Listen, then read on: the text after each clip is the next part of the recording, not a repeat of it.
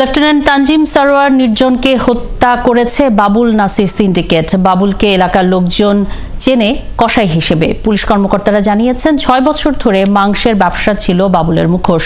মূলত বাবুল একটি ডাকাত দলের নেতা, তার প্রধান সহযোগী নাসির। এই নাসিরকে শুক্রবার রাতে চকরিয়া থেকে গ্রেপ্তার করে পুলিশ। বাবুল গ্রেপ্তার হয় গত বুধবার। কামরুল ইসলাম মিন্টুর প্রতিবেদন। চকরিয়া পৌরসভার কোর্ট রোডের পাশে বাবুলের গরুর মাংসের দোকান। আশপাশের লোকজন তাকে কসাই হিসেবেই চেনে।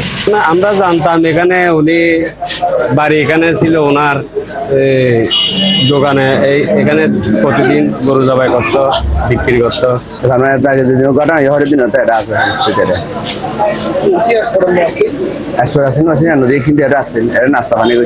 লেফটেন্যান্ট তানজিম হত্যার পর অনুসন্ধানে বের হয়ে আসছে এই হত্যায় নেতৃত্ব ছিল বাবুল। তদন্তে এসেছে এ বাবুল দিনের চৈত্র কষায় আর রাতের অন্ধকারে ভয়ঙ্কর ডাকাত। বিভিন্ন খামার অথবা গোয়াল থেকে ডাকাতি করা গরু দিনের বেলায় জবাই করে বিক্রি করত সে। সেনা কর্মকর্তা তানজিম হত্যার নেতৃত্ব ছিল এই ডাকাত বাবুল। সংঘবদ্ধ চক্র, তারা পেশাদার ডাকাত এবং অস্ত্রধারী। এ ব্যাপারে রেকর্ড আছে, মানে যাতে এই ধরনের ঘটনা চকরিয়াতে করার দুঃসাহস কে করতে না পারে, সেই জন্য সেনা কর্তৃপক্ষ এবং অন্যান্য এজেন্সি, আইন প্রয়োগকারী এজেন্সি, তারা যেমন কাজ করে যাচ্ছেন। এদিকে হত্যাকারীদের পুরো দলটাকে আটক করতে প্রতিদিনই অভিযান চালাচ্ছে যৌথ বাহিনী। সেনা কর্মকর্তারা বলছেন হত্যাকারীরা কেউ ছাড় পাবে না। আমাদের অফিসারদের হত্যাকারী হিসেবে যে ব্যক্তি এবং যে দলটা ছিল তাদের বিরুদ্ধে সর্বোচ্চ দেশের আইন অনুসারে সর্বোচ্চ ব্যবস্থা গ্রহণ করার জন্য যা যা করণীয় আমরা সবই করব।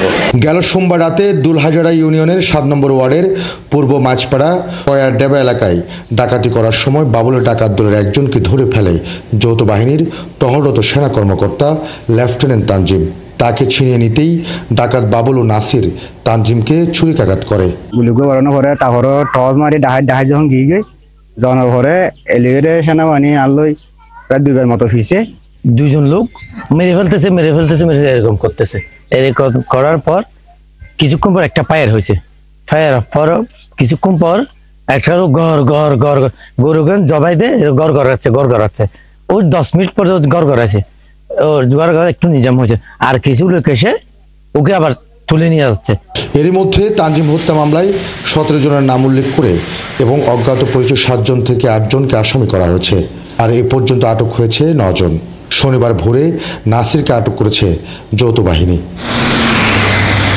কামরুল ইসলাম মিন্টু, 71, কক্সবাজার।